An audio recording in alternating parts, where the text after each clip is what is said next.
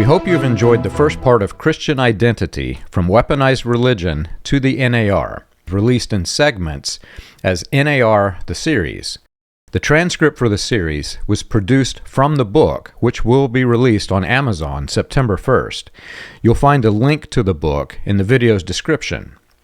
Part 1, which includes the introduction and the first 10 chapters of the book, focuses on the early foundations laid that would eventually develop into the New Apostolic Reformation.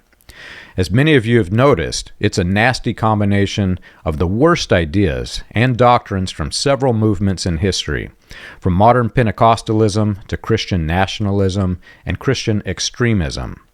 Also, as many of you noticed, in the Mystery Babylon episode, the book will tie that history to some very troubling current events. The worst of these movements have embedded themselves deeply into evangelical Christianity to influence and control the agendas of the Republican Party. As a registered Republican myself, I can say that some of those agendas have good intentions, but the bad actors involved and the militarized way in which they're being pushed is very troubling.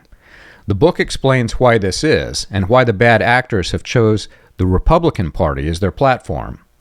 There was an event in history when white supremacy shifted quickly from the Democratic Party to the Republican because they wanted to remove a sitting president from office. The histories of those bad actors today can be traced directly to that event. Personally, I'm not a fan of either party today, and if it could be traced to the Democratic Party, the book and the series of videos would be exactly the same. This was the first time that we attempted to produce research videos in a graphic novel style, and when we created the concept, we had no idea how popular that it would become. The series quickly became one of the channel's most watched collections of videos. The concept for this video came to me on a trip home from a weekend getaway with the family. I had been wrestling with the struggle between trying to find the time for the massive amount of research and writing involved in this book, and on the production of the many podcasts, research articles, news media requests, and other things that we do at William Branham Historical Research. There simply was not enough time for the book and the research, and writing was my passion. So I began experimenting with the various AI platforms, which at the time were very crude. It was like talking to a 2-year-old with the vocabulary of a college grad, having the memories of an elderly man, all who escaped an insane asylum. Some of the first images took as many as 6 hours for a single image to create, and the characters in the scene appeared to become angry at me when I continued to tell them, "No, that's not right, change it." I probably would have given up if not for a major update in the AI platforms. It wasn't so much that it was better, but it was faster. As an artist, I was able to alter the scenes that AI generated to fit the story.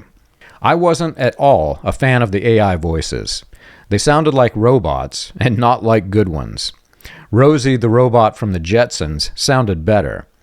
But with all of the many AI tools that I used, I found it much easier to focus on the writing while I offloaded the time-consuming work to AI. There were tasks that were better suited for each of them, from Microsoft to Google, and eventually even Facebook, which felt more like a toy than a tool. By the end of part 1, much better voices were released, and some of them sounded so real that it was difficult for me to distinguish between them and a human. But since I'd already begun with the British voice, which was by far the best of the originals, I continued using it. In the end, it worked out well. We received more compliments on the series than anything else that we have produced since the Message docuseries on William Branham and Latter Rain. The book, now completed, contains hundreds of references and quotes to help other researchers as they try to understand the New Apostolic Reformation. You can get it on Amazon September 1st.